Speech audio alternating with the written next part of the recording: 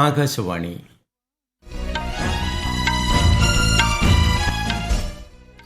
നമസ്കാരം. വാർത്തകൾ വായിക്കുന്നത് ഉദയൻ കിളിയന്നൂർ.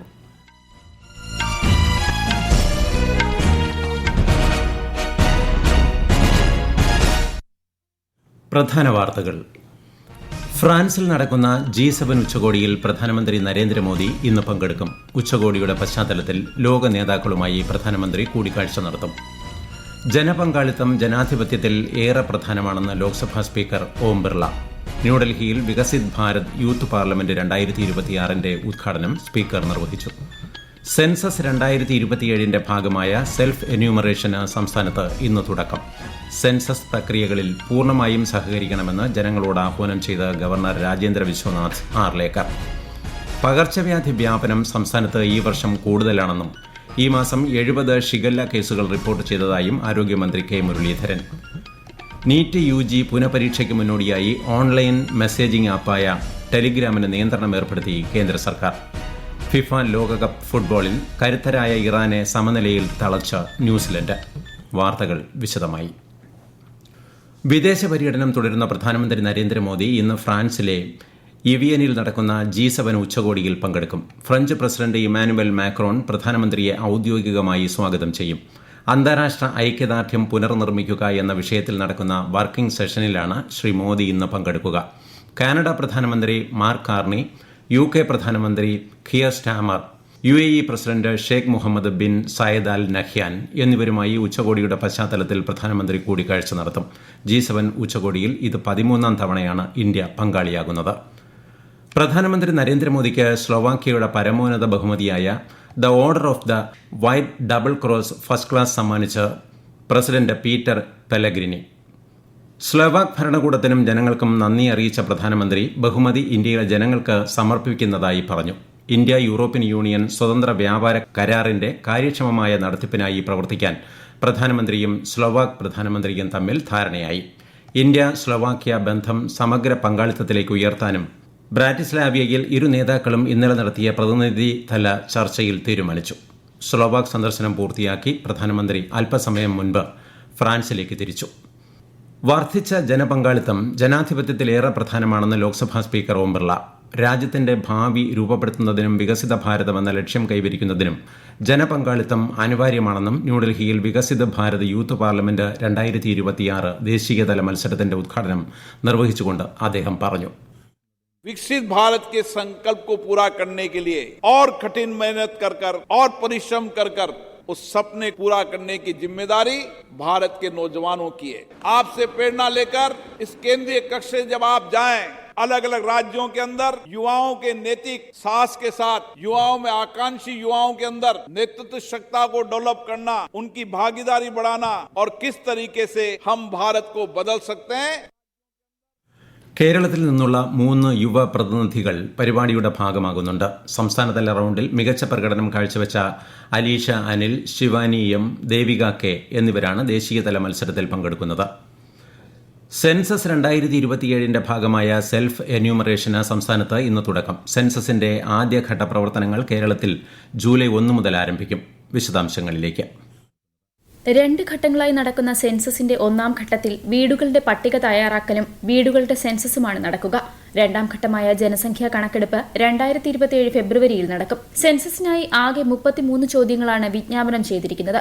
ഇന്നു മുതൽ ആരംഭിക്കുന്ന 15 ദിവസത്തെ സെൽഫ് എന്യൂമറേഷൻ കാലയളവിൽ പൊതുജനങ്ങൾക്ക് sc.census.gov.in എന്ന പോർട്ടൽ വഴി കുടുംബ വിവരങ്ങൾ നേരിട്ട് സമർപ്പിക്കാവുന്നതാണ്. ഈ വിവരങ്ങൾ ഫീൽഡ് സന്ദർശനത്തിനിടെ എന്യൂമറേറ്റർമാർ പരിശോധിച്ച് സ്ഥിരീകരിക്കും. ഇന്ത്യയുടെ ചരിത്രത്തിലെ ആദ്യ സമ്പൂർണ്ണ ഡിജിറ്റൽ സെൻസസാണ് ഇത്തവണത്തേത്. സെൻസസുമായി ബന്ധപ്പെട്ട സംശയങ്ങൾക്കും പരാതികൾക്കും പൊതുജനങ്ങൾക്ക് 1855 എന്ന ടോൾ ഫ്രീ നമ്പറിൽ ബന്ധപ്പെടാവുന്നതാണ്. News desk, Akashvani. സെൻസസ് 2027 1ാം ഘട്ടത്തിന്റെ ഭാഗമായി ഗവർണർ രാജേന്ദ്ര വിശ്വനാഥ് ആർലേക്കർ ലോക്ഭവനിൽ സെൽഫ് എന്യൂമറേഷൻ പൂർത്തിയാക്കി. സെൻസസ് പ്രക്രിയകളിൽ എന്യൂമറേറ്റർമാരുമായി പൂർണ്ണമായും സഹകരിക്കണമെന്ന് ഗവർണർ ജനങ്ങളോട് ആഹ്വാനം ചെയ്തു. ജനുവരി മുതൽ ജൂൺ വരെ കേരളത്തിൽ 146 ഷിഗല്ല കേസുകൾ റിപ്പോർട്ട് ചെയ്തതായി ആരോഗ്യമന്ത്രി കെ മുരളീധരൻ. ഈ മാസം 70 ഷിഗല്ല കേസുകളാണ് റിപ്പോർട്ട് ചെയ്തത്. മലപ്പുറം, കോഴിക്കോട് ജില്ലകളിൽ 2 പേർ വീതവും തൃശൂരിൽ ഒരാളും രോഗം ബാധിച്ച് മരിച്ചു. കോഴിക്കോട് ഒരു കുട്ടിയുടെ ആരോഗ്യനില ഗുരുതരമാണെന്ന് മന്ത്രി അറിയിച്ചു. നിപയിൽ 38 പരിശോധനകൾ നടത്തിയതിൽ 37 കേസുകളും നെഗറ്റീവാണെന്നും അദ്ദേഹം പറഞ്ഞു. പകർച്ചവ്യാധിയുടെ വ്യാപനം ഈ വർഷം കൂടുതലാണെന്നും തെരഞ്ഞെടുപ്പ് കാരണം മഴക്കാല പൂർവ്വ ശുചീകരണം തടസ്സപ്പെട്ടതായും മന്ത്രി വ്യക്തമാക്കി. പകർച്ചവ്യാധിയെ നിയന്ത്രിക്കാൻ ഹൈപവർ കമ്മിറ്റി രൂപീകരിക്കുമെന്നും ആരോഗ്യമന്ത്രി തിരുവനന്തപുരത്ത് വാർത്താ സമ്മേളനത്തിൽ പറഞ്ഞു. ഈ വാർത്തകൾ ആകാശവാണിയിൽ നിന്ന്. ആകാശവാണി വാർത്തകളും വാർത്താ അധിഷ്ഠിത പരിപാടികളും All India Radio News Thiruvananthapuram YouTube ചാനലിലും @All India Radio News Thiruvananthapuram Facebook പേജിലും AIR News _തിരുവനന്തപുരം ഇൻസ്റ്റഗ്രാം അക്കൌണ്ടിലും @AIR News _TVM X ഹാൻഡിലും ലഭ്യമാണ്. ജൂൺ 21 നടക്കാനിരിക്കുന്ന നീറ്റ് UG പുനഃപരീക്ഷയ്ക്ക് മുന്നോടിയായി പ്രമുഖ ഓൺലൈൻ മെസ്സേജിംഗ് ആപ്പായ ടെലിഗ്രാമിന് രാജ്യത്ത് ഈ മാസം 22 വരെ കേന്ദ്ര സർക്കാർ നിയന്ത്രണം ഏർപ്പെടുത്തി. പരീക്ഷാ അട്ടിമറികളും തട്ടിപ്പുകളും തടയുന്നതിന്റെ ഭാഗമായി ഇലക്ട്രോണിക്സ് ആൻഡ് ഇൻഫർമേഷൻ ടെക്നോളജി മന്ത്രാലയം എടുത്ത ഈ തീരുമാനത്തെ നാഷണൽ ടെസ്റ്റിംഗ് ഏജൻസി സ്വാഗതം ചെയ്തു. ചോദ്യപേപ്പർ ചോർച്ചയുമായി ബന്ധപ്പെട്ട് വ്യാജ അവകാശവാദങ്ങൾ തടയാൻ നേരത്തെ പോസ്റ്റ് ചെയ്ത സന്ദേശങ്ങൾ തിരുത്താനുള്ള ഫീച്ചറും ജൂൺ 30 വരെ നിഷ്ക്രിയമാക്കാൻ ടെലിഗ്രാമിന് നിർദ്ദേശം നൽകിയിട്ടുണ്ട്. വിദ്യാർത്ഥികളുടെ താൽപര്യം മുൻനിർത്തി പരീക്ഷ സുരക്ഷിതമായി നടത്താൻ ഈ നടപടികൾ സഹായിക്കുമെന്ന് NTA വ്യക്തമാക്കി. ഇന്ത്യൻ LNG കപ്പൽ ദിശ ഹോർമൂസ് കടലിടുക്ക് സുരക്ഷിതമായി കടന്നു. അമേരിക്കയും ഇറാനും തമ്മിൽ താൽക്കാലിക വെടിനിർത്തൽ കരാർ പ്രഖ്യാപിച്ചതിനു ശേഷം ഹോർമൂസിലൂടെ സഞ്ചരിക്കുന്ന ആദ്യ വാണിജ്യ കപ്പലുകൾ ഒന്നാണിത്. 62,370 മെട്രിക് ടൺ ദ്രവീകൃത പ്രകൃതിവാതകവുമായി വരുന്ന കപ്പൽ മറ്റന്നാൾ ഗുജറാത്ത് തീരത്തെത്തും. ഡീസൽ വിമാന ഇന്ധന കയറ്റുമതിക്കുള്ള പ്രത്യേക അധിക എക്സൈസ് തീരുവ വർദ്ധിപ്പിച്ച് കേന്ദ്ര സർക്കാർ. ഡീസലിന്റെ കയറ്റുമതി തീരുവ ലിറ്ററിന് 13 രൂപ 5 പൈസയിൽ നിന്ന് 14 രൂപയായും വിമാന ഇന്ധന കയറ്റുമതി തീരുവ 9 രൂപ 5 പൈസയിൽ നിന്ന് 12 രൂപ 5 പൈസയായും വർദ്ധിപ്പിച്ചിട്ടുണ്ട്. ഉത്തരവ് ഇന്നു മുതൽ പ്രാബല്യത്തിൽ വന്നു. ഐക്യരാഷ്ട്രസഭ രക്ഷാസമിതി വിപുലീകരണം താൽക്കാലിക അംഗത്വത്തിൽ മാത്രമായി ഒതുക്കിയാൽ രക്ഷാസമിതി പരിഷ്കരണ ശ്രമങ്ങൾ പരാജയപ്പെട്ടേക്കാമെന്ന് ഇന്ത്യ. ഐക്യരാഷ്ട്രസഭയിലെ ഇന്ത്യയുടെ സ്ഥിരം പ്രതിനിധി P. ഹരീഷാണ് നിലപാട് വ്യക്തമാക്കിയത്.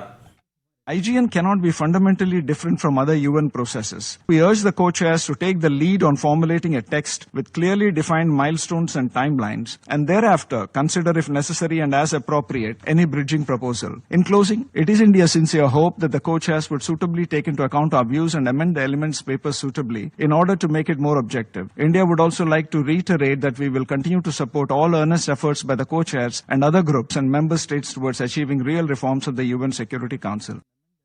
കഴിഞ്ഞ 12 വർഷത്തിനിടെ രാജ്യത്തെ വിവിധ മേഖലകളിലുണ്ടായത് ശ്രദ്ധേയമായ പരിവർത്തനങ്ങളെന്ന് കേന്ദ്ര സർക്കാർ. ജനക്ഷേമം മുൻനിർത്തിയുള്ള നിരവധി മുൻനിര സംരംഭങ്ങൾ ഈ കാലയളവിൽ നടപ്പിലാക്കി. ഭീകരതയ്ക്കെതിരെ വിട്ടുവീഴ്ചയില്ലാത്ത നയങ്ങളും നടപടികളുമാണ് രാജ്യം ഇക്കാലയളവിൽ സ്വീകരിച്ചത്. ഓപ്പറേഷൻ സിന്ധൂറിലൂടെ തീവ്രവാദം അനുവദിക്കില്ല എന്ന ശക്തമായ സന്ദേശവും ലോകത്തിന് നൽകാൻ ഇന്ത്യയ്ക്ക് സാധിച്ചു. ഫിഫ ലോകകപ്പ് ഫുട്ബോളിൽ കരുത്തരായ ഇറാനും ന്യൂസിലൻഡുമായുള്ള മത്സരം സമനിലയിൽ കലാശിച്ചു. ഇരു ടീമുകളും 2 ഗോളുകൾ വീതമാണ് നേടിയത്. ഇന്നലെ നടന്ന Cape Verde, Spain, Belgium, Egypt, Saudi Arabia, Uruguay മത്സരങ്ങളും സമനിലയിൽ പിരിഞ്ഞു. മിന്നും പ്രകടനം കാഴ്ചവെച്ചാണ് കേപ്പ് വെർഡെ മുൻ ചാമ്പ്യന്മാരായ സ്പെയിനിനെ ഗോൾ രഹിത സമനിലയിൽ തളച്ചത്. ഇന്ന് രാത്രി 12:30 ഫ്രാൻസ് സെനഗൽ പോരാട്ടം. നാളെ പുലർച്ചെ 3:30 നടക്കുന്ന മത്സരത്തിൽ നോർവേ ഇറാഖിനെയും 6:30 അർജന്റീന അൾജീരിയയെയും നേരിടും. E20 ഇന്ധനം ഉപയോഗിക്കുന്നത് വാഹന ഇൻഷുറൻസ് ക്ലെയിമുകൾ നിരസിക്കപ്പെടുന്നതിന് കാരണമാകുമെന്ന തരത്തിൽ സമൂഹ മാധ്യമങ്ങളിൽ പ്രചരിക്കുന്ന സന്ദേശം വ്യാജമാണെന്ന് കേന്ദ്ര സർക്കാർ. E20 ഇന്ധനം ഉപയോഗിച്ചാലും മോട്ടോർ ഇൻഷുറൻസ് പോളിസികൾക്ക് യാതൊരു തടസ്സവും ഉണ്ടാകില്ലെന്ന് പ്രസ് ഇൻഫർമേഷൻ ബ്യൂറോയുടെ വസ്തുതാ പരിശോധനാ വിഭാഗം അറിയിച്ചു. 2026 പത്മ പുരസ്കാരങ്ങൾ 65 പേർക്ക് കൂടി രാഷ്ട്രപതി ദ്രൗപദി മുർമു സമ്മാനിക്കും. രാഷ്ട്രപതി ഭവനിൽ ഈ മാസം 23 നടക്കുന്ന ചടങ്ങിൽ നടൻ മമ്മൂട്ടി പത്മഭൂഷൺ സ്വീകരിക്കും. കഴിഞ്ഞ മാസം ആദ്യം 66 പേർക്ക് പത്മ പുരസ്കാരങ്ങൾ സമ്മാനിച്ചിരുന്നു. പ്രധാന വാർത്തകൾ വീണ്ടും. ഫ്രാൻസിൽ നടക്കുന്ന G7 ഉച്ചകോടിയിൽ പ്രധാനമന്ത്രി നരേന്ദ്രമോദി ഇന്ന് പങ്കെടുക്കും. ഉച്ചകോടിയുടെ പശ്ചാത്തലത്തിൽ ലോക നേതാക്കളുമായി പ്രധാനമന്ത്രി കൂടിക്കാഴ്ച നടത്തും. ജനപങ്കാളിത്തം ജനാധിപത്യത്തിൽ ഏറെ പ്രധാനമാണെന്ന് ലോക്സഭാ സ്പീക്കർ ഓം ബിർള. ന്യൂഡൽഹിയിൽ വികസിത് ഭാരത് യൂത്ത് പാർലമെന്റ് 2026 ഉദ്ഘാടനം സ്പീക്കർ നിർവഹിച്ചു. സെൻസസ് 2027 ഭാഗമായ സെൽഫ് എന്യൂമറേഷൻ സംസ്ഥാനത്ത് ഇന്ന് തുടക്കം കുറിച്ചു. സെൻസസ് പ്രക്രിയകളിൽ പൂർണ്ണമായും സഹകരിക്കണമെന്ന് ജനങ്ങളോട് ആഹ്വാനം ചെയ്ത് ഗവർണർ രാജേന്ദ്ര വിശ്വനാഥ് ആർലേക്കർ. പകർച്ചവ്യാധി വ്യാപനം സംസ്ഥാനത്ത് ഈ വർഷം കൂടുതലാണെന്നും ഈ മാസം 70 ഷിഗല്ല കേസുകൾ റിപ്പോർട്ട് ചെയ്തതായും ആരോഗ്യമന്ത്രി K. മുരളീധരൻ. നീറ്റ് UG പുനഃപരീക്ഷയ്ക്ക് മുന്നോടിയായി ഓൺലൈൻ മെസ്സേജിംഗ് ആപ്പായ ടെലഗ്രാമിന് നിയന്ത്രണം ഏർപ്പെടുത്തി കേന്ദ്ര സർക്കാർ. ഫിഫ ലോകകപ്പ് ഫുട്ബോളിൽ കരുത്തരായ ഇറാനെ സമനിലയിൽ തളച്ച ന്യൂസിലൻഡ്. വാർത്തകൾ കഴിഞ്ഞു. അടുത്ത വാർത്താ പ്രക്ഷേപണം വൈകിട്ട് 6:30.